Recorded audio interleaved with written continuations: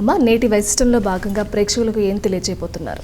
నేటి వైశిష్యంలో భాగంగా ఈ రోజున విశిష్టత, ఈ రోజున చాలా చాలా ముఖ్యమైన రోజు. ఈ రోజున తొలి ఏకాదశి అంటారు.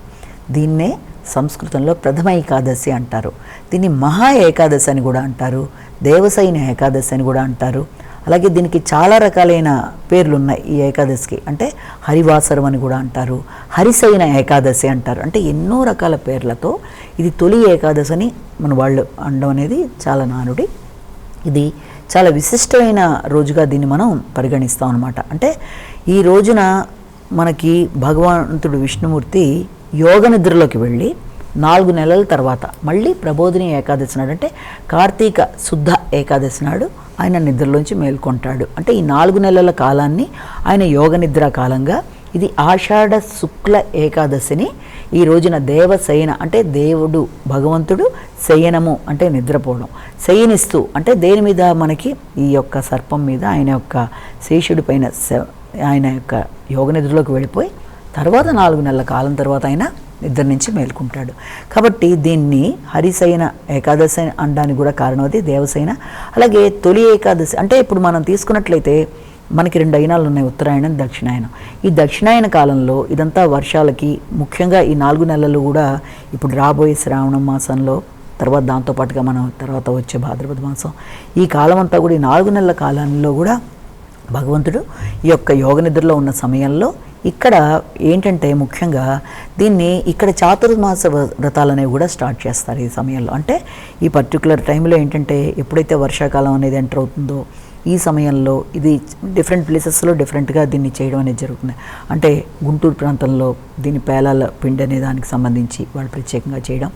అలాగే ఇంకా మనం తీసుకుంటే నెల్లూరు జిల్లాలో ఏరు ముందా లేకపోతే మనకి ఏకాదశి ముందా అని చెప్పి పెన్నా నది ప్రవాహం గురించి దానికి అటు ఇటుగా ఈ సమయంలో అది రావడం, అంటే మేఘ వృతమైపోయి ఆకాశం వర్షాల కోసం ఎదురు చూడడం. గోదావరి జిల్లాల్లో కనుక చూసినట్లయితే దీనికి సంబంధించి అక్కడ మనకి రైతులకు సంబంధించి దీనికి అనావృష్టి అతివృష్టి రాకుండా దైవాన్ని ప్రార్థించుకొని వాళ్ళ యొక్క ఈ ఏరువాక తర్వాత అంటే ఈ యొక్క పంటలు వేయడానికి అనుకూలమైన సమయంగా భగవంతుని ప్రార్థించుకోవడానికి, అలాగే కొత్త పాలేళ్లను పెట్టుకోవడానికి అన్నిటికీ ఒక ప్రదేశంలో ఒక రకంగా చేస్తారు. కానీ ఏది ఏమైనప్పటికీ దీనికి సంబంధించిన విశిష్టత అంటే ఈ రోజున అందరూ కూడా ఎక్కువ శాతం విష్ణు భక్తులందరూ కూడా తప్పనిసరిగా విష్ణుమూర్తికి సంబంధించిన దేవాలయ సందర్శన, అంటే దీనికి సంబంధించిన కథ కూడా మనం తీసుకున్నట్లయితే ఒకానొక రాజ్యంలో, అంటే ఈ దేవసేని కథ గురించి చెప్పాలంటే ఈ యొక్క వ్రత కథను తీసుకున్నట్లయితే జస్ట్ కొంత దాని నుంచి టూకీగా ఇక్కడ మాంధాత అనే ఒక మహారాజు అనే వ్యక్తి మనకి సూర్యవంశరాజు ఉండడం జరిగింది ఇక్ష్వాకుల వంశంలో. ఆయన రాజ్యంలో సత్యంగా ఎంతో సత్యం పలుకుతూ ఎంతో మంచి వ్యక్తిగా ఆయన ప్రజల అందరూ కూడా ఆయన్ని చాలా చక్కగా మొక్కి కీర్తిస్తూ ఉంటారు. ఆయన ఎంతో మంచితనంతో ప్రజలందరినీ తన సొంత కన్నబిడ్డల్లా చూసుకుంటూ ఉంటాడు. అలాంటి సమయంలో కొంతకాలానికి ఎందుకో అనుకోకుండా ఆ రాజ్యంలో కరువు కాటకాల్లాగా వర్షాలు పడకుండా అన్ని రకాల ఇబ్బందులు ఎదుర్కోవడం జరుగుతుంది.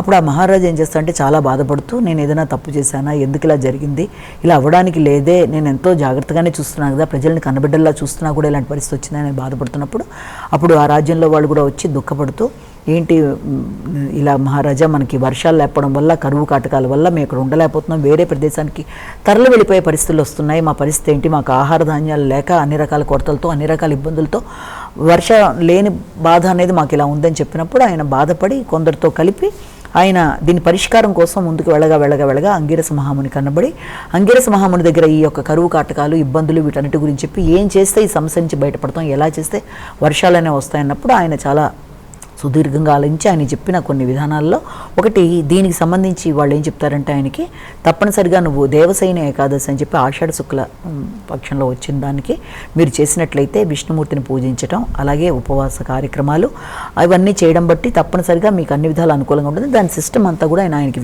చెప్పడం జరుగుతుంది. ఆ మాంధాత మహారాజు అవన్నీ చేసి చక్కగా ఆయన చేసిన దానివల్ల ఆ విష్ణు పూజ మొదలైన వాటి వల్ల చక్కగా వర్షాలు రావడం, ఆ యొక్క రాజ్యం సుభిక్షంగా ముందుకెళ్ళడం, ఇదంతా దేవసేని వ్రతం గురించి చెప్పిన కథ అనమాట.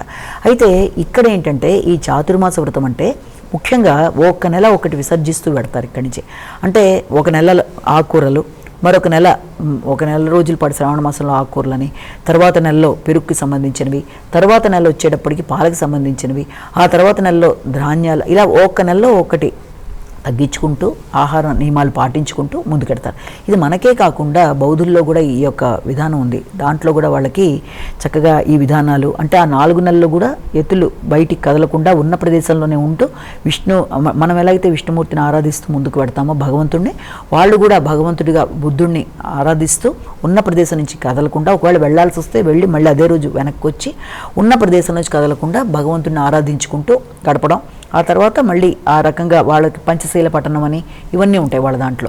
ఇక్కడ ఏంటంటే మనం భగవంతుడిని ఆరాధించడం, భగవంతుడి మీద భక్తితో ముందుకు వెళ్ళడం, అలాగే భగవత్ నామ సంకీర్తనలు. ఎందుకంటే ఈ 4 నెలల కాలంలో మళ్ళీ 8 ఏకాదశులు వస్తాయి మనకి. ఎందుకంటే ఎప్పుడు కూడా ఈ ఏకాదశులు 24 ఏకాదశులు ఒక సంవత్సర కాలంలో రావడం అనేది ఉంటుంది. అధిక మాసం అయితే ఇంకో 2 ఎక్స్ట్రా ఉంటాయి. ముఖ్యంగా ఈ 4 నెలల కాలంలో మనకి మళ్ళీ ఇంకొక 8 ఏకాదశులు అంటే శుక్లపక్షంలో ఒకటి, కృష్ణపక్షంలో ఒకటి రావడం జరుగుతుంది. కనుక ఈ 8 ఏకాదశుల్లో కూడా చాలామంది వీలైనంత వరకు ఇది అతి ముఖ్యమైన మొట్టమొదటిగా అంటే వర్షాకాలంలో ఈ దక్షిణాయనంలో స్టార్టింగ్లో ఇది రాబోతున్న తొలి పండుగగా దీన్ని వాళ్ళు భావించి తర్వాతనే మనకి వరుసగా ఇంకా వచ్చే యొక్క పండుగలన్నీ కూడా ఈ యొక్క వినాయక చవితి కానీ ఇంకా వరుసగా వచ్చే పండుగలు పెద్ద పండుగలన్నీ దీని తర్వాత వస్తాయి. కనుక ఇది ఒక ప్రధానంగా తీసుకొని సంస్కృతంలో ప్రథమ ఏకాదశి అంటే మొదటిగా వాళ్ళు భావించి చెప్పడం అనేది ఇలా విభిన్నంగా దీని గురించి చెప్తూ వెళ్ళడం అనేది ఒకటి జరుగుతుంది. అయితే ఏంటంటే దీనిలో ఉన్న ముఖ్య సూత్రం అంటే ఆరోగ్యానికి పరిరక్షణ. అంటే ఏ కాలంలో ఏ ఆహారాన్ని తీసుకోవాలి. ఎందుకంటే వర్షాకాలం అనేటప్పటికీ మనకి ఎప్పుడు కూడా ఈ యొక్క అంటువ్యాధులు లాంటివి, బ్యాక్టీరియల్ ఇన్ఫెక్షన్, రకరకాల ఇన్ఫెక్షన్స్ లాంటివి రావడం ఇలాంటివన్నీ ఉంటాయి. కనుక వీలైనంత వరకు ఏ సమయానికి ఏ రకమైన ఆహారం తీసుకోవాలి, ఏది ఎలా చేస్తే ఆరోగ్యానికి కూడా సంబంధించిన విషయాలు, నియమాలు అన్నీ కూడా ఈ ఏకాదశుల దాంట్లో వాళ్ళు మనకి చెప్పడం జరుగుతుంది.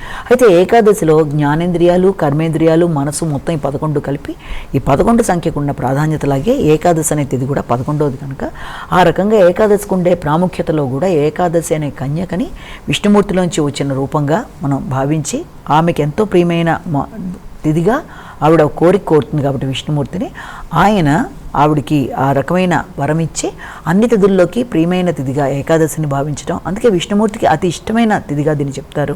అందుకే ఏకాదశి నియమాలు పాటించే వాళ్ళు ఉంటారు. 24 ఏకాదశులు పాటించలేని వాళ్ళు కనీసం అతి ముఖ్యంగా అనుకునే ఈ ఏకాదశి ఈ సమయంలో భగవంతుడు యోగ నిద్రలోకి వెళ్ళిపోతాడు. కనుక ఆ తర్వాత ఆయన్ని స్తుతిస్తూ ఆయన కోసం కీర్తనలు చేస్తూ పూజాది కార్యక్రమాలు చేస్తూ కొందరు చాతుర్మాస వ్రతాలు చేస్తూ దాని తర్వాత మళ్ళీ ఆయన ప్రబోధిని ఏకాదశి కార్తీక మాసంలో ఏకాదశి నాడు మేల్కొంటాడు. కనుక అప్పటిదాకా ఈ 4 నెలల కాలంలో హరికి సంబంధించిన ప్రార్థనలు, అలాగే ఈ ఏకాదశి నియమాల్లో కూడా కొంతమంది ఏంటంటే ముందు రోజు దశమి నాటి నుంచే వాళ్ళు పూజాది కార్యక్రమాలు చేసుకోవడం, అలాగే ఏకాదశి నాడు ఉదయమే లేచి భగవంతుడికి నామస్మరణ చేయడం, మంచి శుభ్రమైన వస్త్రాలు ధరించి స్నానాది కార్యక్రమాల అనంతరం భగవంతుడిని పూజ చేయడం, అలాగే హరికి సంబంధించిన కీర్తనలు, అలాగే జాగారాలు, అలాగే కొన్ని ముఖ్యమైన పదార్థాలు ఏవి తినచ్చు ఏవి తినకూడదని దానికి సంబంధించినట్టుగా ఉండే ఆహార పదార్థాలు తీసుకొని కాని వదిలేయడం.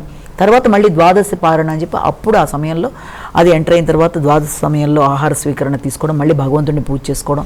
ఇదంతా ఏకాదశిలో ప్రతిసారి వచ్చే నియమాలు అయినప్పటికీ కూడా ఇక్కడ తొలి ఏకాదశికి సంబంధించిన విషయంలో మాత్రం ఇది అందరూ కూడా చాలా ఆసక్తి. ఎందుకంటే ఏ ఏకాదశి చేయగలిగినా లేకపోయినా కనీసం ఇదన్నా చేద్దాం, కొన్ని ముఖ్యమైన అన్నీ దానికే ప్రత్యేకత. ఎందుకంటే ఏకాదశులు అనేవి అనేక ఉన్నాయి మనకి, ప్రతిదీ కూడా దేని ఇంపార్టెన్స్ దానికి ఉంది. యోగిని ఏకాదశి కావచ్చు, కామిక ఏకాదశి కావచ్చు, అజయ ఏకాదశి కావచ్చు, రమ ఏకాదశి కావచ్చు, ఇప్పుడు మనం చెప్పుకుంటున్న ఈ దేవసైన ఏకాదశి, నిర్జల అనేక రకాలైన పేర్లతో ఎన్ని ఏకాదశులు ఉన్నా అన్నిటి యొక్క కాన్సెప్ట్ ఏంటంటే ఆ రోజు అసత్యం ఆడకూడదు, భగవంతుడి ధ్యానంలో గడపాలి, అలాగే శుచి శుభ్రత పాటించుకుంటూ భగవన్ నామ సంకీర్తనతో కొన్ని ప్రత్యేకంగా కొన్ని ఆహార పదార్థాలు మాత్రమే తీసుకుంటూ కొన్ని ఆహార పదార్థాలు వదిలివేసి జాగారాది కార్యక్రమాలు చేస్తూ భగవంతుడిని కీర్తిస్తూ ముందుకు వెళ్ళాలి అని ప్రతి దాంట్లోంచి ఉండే అంతర్లీన ఫైనల్ కన్క్లూజన్ అదే అయినప్పటికీ కూడా దేని ప్రత్యేకత మొత్తానికి ఏంటంటే విష్ణు సాయుధ్యం పొందడానికి విష్ణుమూర్తికి ఉపవాసం అంటే ఏంటంటే భగవంతుడి పక్కనే ఉండడం. కాబట్టి ఈ రకమైన ఆలోచనలతో భగవంతుడిని కీర్తిస్తూ తొలి ఏకాదశి నాడు చాలా చక్కగా భగవంతుడి ప్రార్థనలతో గడపడానికి అందరూ ఎన్నుకునే మార్గంగా దీన్ని చెప్తారు. చాతుర్మాస వ్రతాలు చేసుకోవడానికి, అలాగే భగవంతుడి ప్రార్థనలకి, అలాగే కొన్ని ఆహార నియమాలు పాటించడానికి, ముఖ్యంగా కొన్ని ఆహార పదార్థాల్లో కొందరు పుచ్చకాయ, రేగు ఇలాంటివి కూడా విసర్జించడం అనేది కూడా జరుగుతుంది. కాబట్టి దాన్ని ఆ రకంగా చేసుకోవడం వల్ల పిప్పలా వృక్షానికి పూజ చేసుకోవడం అనేది, ఈ రోజు నుంచి మనకి చాతుర్మాస వ్రతాలకు సంబంధించిన విషయాల్లో నియమాల గురించిన చర్చలు, ముందుకు వెళ్ళడానికి అవకాశాలు, ఇలా ఎన్నో రకాల సమాహారంగా మనం ఈ తొలి ఏకాదశిని చెప్తాం కనుక, ముఖ్యంగా తొలి ఏకాదశి అనేది భగవంతుడికి సంబంధించిన యోగ నిద్రలో 4 నెలల కాలంలో మనం భగవంతుడికి దగ్గరగా, భగవంతుడి ధ్యానంలో, భగవంతుడి కీర్తనలో మనం అన్ని విధాలా మనసా వాచా కర్మేణ భగవంతుడిని నిష్కల్మషమైన సరి అయిన భక్తితో ఆరాధిస్తూ ముందుకు పెడుతూ, అసత్యం ఆడకుండా, ఇబ్బందులు పెట్టకుండా ఇతరులని అన్ని విధాలా ముందుకు వెళ్ళినట్లయితే భగవంతుడి యొక్క కటాక్షంతో పాటు మోక్షాన్ని కూడా ఇవ్వగలిగిన ఏకాదశిగా మనం ఈ యొక్క దేవసైన ఏకాదశి అని చెప్తాం కనుక ఇది చాలా చాలా చాలా విశేషమైన ఏకాదశిగా దీన్ని చెప్తారు. దీని నియమ నిష్టలతో దాని ప్రకారం వెళ్ళేవాళ్ళు కూడా అది పాటిస్తూ ముందుకు పెడతారు.